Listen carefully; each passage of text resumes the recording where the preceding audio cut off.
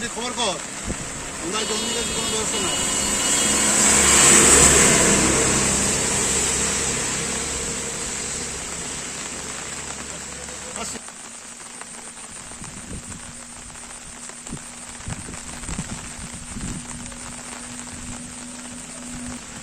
কি অবস্থা?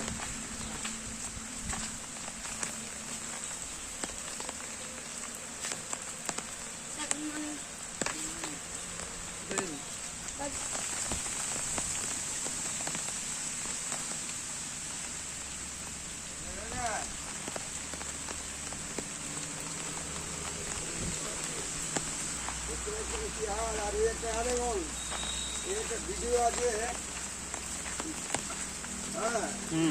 কোনো যোগাযোগ সুবিধা নাই, বলতে গেলে কোনো কথা শোনা নেই। ভিতরে জল ঢুকছে, লোড হয়ে জলে ওগুলোকে জলে এই আপনার মাটি দিয়ে ভরাট করে। দাঁড়ান দাঁড়ান দাঁড়ান, আপনি পালাবেন না, দাঁড়ান।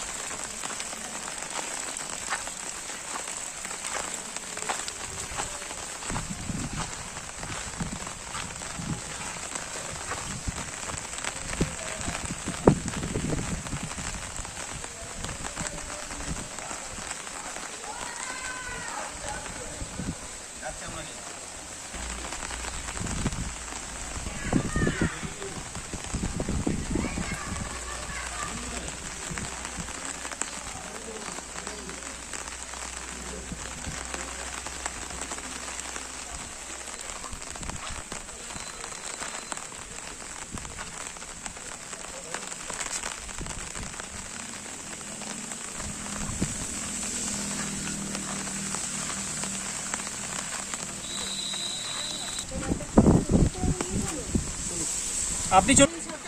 জল এসে জমা হতো আমাদের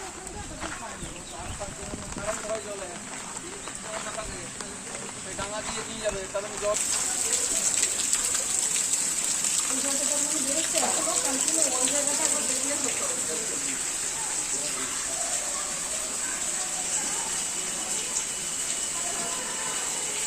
জল যদি বেরিয়ে যেত তাহলে তো এইভাবে হয় না, প্রতিদিন কিছুটাই জল বেরোবে না।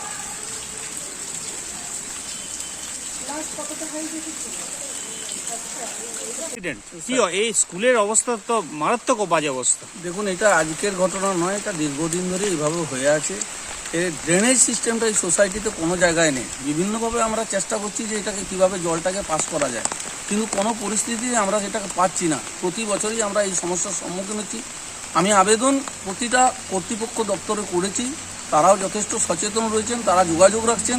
এই পরিস্থিতিতে এখন কি করা যায় সামনের দিকে আমরা চিন্তায় আছি, এবং আমরা চিন্তা করছি যে এটা পরিস্থিতিটা তাড়াতাড়ি মানে ঊর্ধ্বতন কর্তৃপক্ষ এটা এফেক্টিভ মেজার নেবেন। পুরো ক্যাম্পাস তো জলে ডুবে আছে, পুরো ক্যাম্পাস জলে ডুবে আছে। যেহেতু এনএইচ এর পাশে কোনো ড্রেনেজ সিস্টেম নেই, সেই ড্রেনেজ সিস্টেম না থাকার জন্য জলটা পাস করতে পারছি না। লো লাইং গ্রাউন্ডে আমার স্কুল অবস্থান করছে। হোস্টেল তো জলপূর্ণ।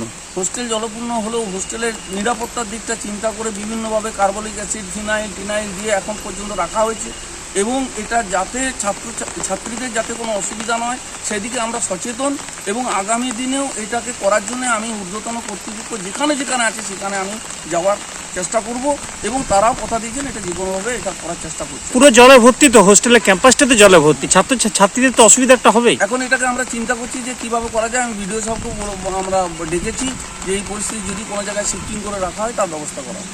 দেখুন, আপাতত আজকে আমাদের পরীক্ষা চলছে, সেই পরীক্ষাটা আমরা ক্যান্সেল করতে বাধ্য হয়েছি। আগামীকাল পরিস্থিতির কিছুটা উন্নতি হলে আবার কালকে থেকে পরীক্ষা শুরু হবে। এই জল বার করে দেওয়ার জন্য আমরা বিডিও সাহেবকে গতকাল মেল করেছি। ডিপিও স্যার এসএসএম বাঁকুড়া, তাকেও আমরা বিষয়টা জানিয়েছি। উনি বলেছেন লোকাল বিডিওকে আমি জানিয়েছি সেখান থেকে কিছু একটা পদক্ষেপ নেওয়ার জন্য। বিডিও স্যারের সাথে কথা হয়েছিল, উনি আজকে পাম্পিং করে জলটা বাইরে বার করে দেওয়ার জন্য একটা অ্যাটেম্প্ট নিয়েছেন। পাম্প এসেছে, বসেছে, আমরা দেখছি। একটা ড্রেন বন্ধ ছিল কিছুটা, সেটা আমরা খুলে দিয়ে জলটা কিছুটা পাস অলরেডি করতে পেরেছি। এরপর দেখা যাক সারাদিনের মধ্যে বিভিন্ন প্রশাসনিক দপ্তরে আমরা জানিয়ে কিভাবে কি সুরাহা করতে পারি। সুরাহা তো করতেই হবে, এইভাবে জলমগ্ন অবস্থায় থাকা যাবে না। প্রত্যেক বছর তো আপনারা ফেসিং করছেন এই প্রবলেমটা। প্রত্যেক বছর আমরা জানিয়েছি, পঞ্চায়েত সমিতি, ডিএম অফিসে পর্যন্ত, গ্রিভেন্স-সেলে আমি জানিয়েছি, কিন্তু এখনো পর্যন্ত এর কোনো সুরাহা আমি দেখতে পাচ্ছি না। এই বছরও এই অবস্থাটা ফেস করতে হবে আমি ভাবিনি। এত জায়গায় চিঠিপত্র করার পরেও এই সমস্যাটা আবারও আমাকে ফেস করতে হবে, এটা আমি ভাবতে পারিনি। একটা হোস্টেল ক্যাম্পাস যেখানে প্রচুর ছাত্রী রয়েছে, তারা তো পুরো জলমগ্ন অবস্থায় রয়েছে। তারা পুরো জলমগ্ন, তাদের খাবার যে জলটা সেটাও কন্টামিনেটেড হয়ে গেছে অলরেডি। আমি বলেছি সেক্ষেত্রে আমার স্কুলটা কিছুটা উঁচু জায়গায় অবস্থিত, সেজন্য আমাদের স্কুলের যে জল, যেখানে মিড ডে মিল রান্না হয়, আমি সেইখান থেকে আজকের জন্য ওদের খাওয়া দাওয়ার বন্দোবস্ত করছি। গত বছর আমাকে জয়েন্ট বিডিও সাহেব বিডিও অফিস থেকে জানিয়েছিলেন যে আমরা এখানে একটি অডিটোরিয়াম আছে, সেখানে আমরা যদি ছাত্রীদেরকে শিফটিং করতে পারি সেখানে নিয়ে গিয়ে রাখবো। আমি বলেছি সেখানে রাখা, খাওয়া, থাকার একদম সুবন্দোবস্ত করে দিতে হবে, কারণ এখানে এই যে ব্যবস্থা, এই যে উইদাউট প্রপার প্ল্যানিং এই যে কনস্ট্রাকশন হয়েছে, এটা তখন বিডিও অফিস জানতেন, লোকাল প্রশাসন জানতেন যে এইভাবে পার্মানেন্ট ড্রেনেজ সিস্টেম ছাড়া এইভাবে একটা হোস্টেলে চলতে পারে না। কিন্তু এতদিন পর্যন্ত 2014 সালে টাইপ 4 হোস্টেল কমপ্লিট হয়েছে, 2007 সালে টাইপ 3 হোস্টেলটা কমপ্লিট হয়েছে। সেই তখন থেকে যে আমরা হোস্টেলটা চালিয়ে যাচ্ছি এইভাবে উইদাউট প্রপার ড্রেনেজ সিস্টেম, আমরা কিন্তু প্রতি বছর এই সমস্যার মুখোমুখি হচ্ছি এবং দীর্ঘদিন প্রায় এই জল 1 মাস ধরে জমা থাকে। সেই জল রীতিমতো নোংরা, আবর্জনা এবং মশা আঁতুড় ঘর হয়ে পরিণত হয়েছে।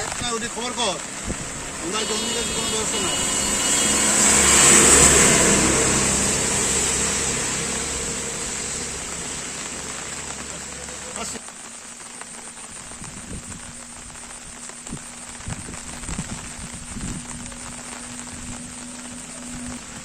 কি অবস্থা।